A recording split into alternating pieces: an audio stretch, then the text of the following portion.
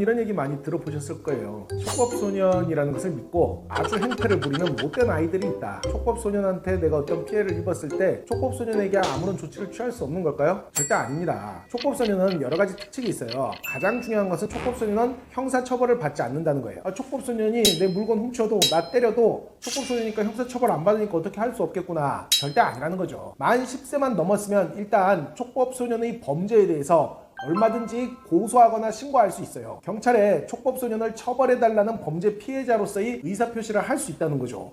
형사처벌도 못하는데 경찰에 아무리 의사표시 해봐야 법원 안 가는 거 아니야? 아닙니다. 경찰에서 수사하고 촉법소년의 범죄가 인정되면 가정법원이나 지방법원의 소년재판부로 사건을 송치합니다. 그럼 소년재판부, 소년법원에서 아이에 대해서 어떤 불이익을 줄지 심리하게 되는 거예요. 그리고 최종적으로 소년보호처분이라는 게 나오는데 소년보호처분도 최대 소년원에 2년씩 가둘 수 있는 강력한 처분까지 예비되어 있습니다. 소년법원이 얼마든지 불이익을 줄 수 있기 때문에 촉법소년으로부터 범죄 피해를 입은 경우에는 경찰에 신고하고 경찰에 고소하면 되는 겁니다. 그리고 또 촉법소년으로부터 물적 피해를 입은 경우에 어차피 애들 돈 없으니까 아니죠. 촉법소년으로부터 재산상 피해를 입은 경우에는 경찰에 신고하는 것과 별도로 촉법소년의 부모를 대상으로 하여 얼마든지 민사 손해배상을 청구할 수 있어요. 촉법소년이 저지른 민사적 피해에 대해서는 그 부모가 배상 책임을 지도록 우리 민법이 규정을 하고 있습니다. 그런데 만약 촉법소년을 잡았는데 부모가 누군지 모르겠다. 그럼 일단 형사 절차부터 시작해서 형사 절차에서 나오는 자료를 바탕으로 해서 부모한테 민사 손해배상을 청구할 수도 있어요. 그러나 이 모든 절차가 너무 시간도 오래 걸리고 번거롭다 하면 촉법소년으로부터 피해를 입은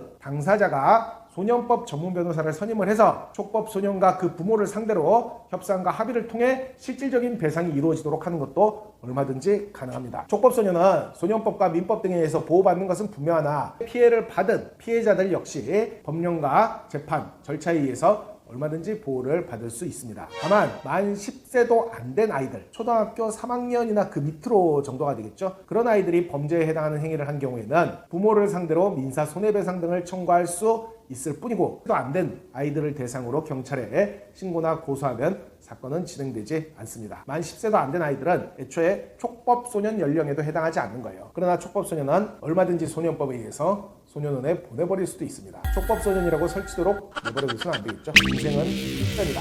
대한변협 인증 소년법 전문 변호사 조기현 변호사였습니다.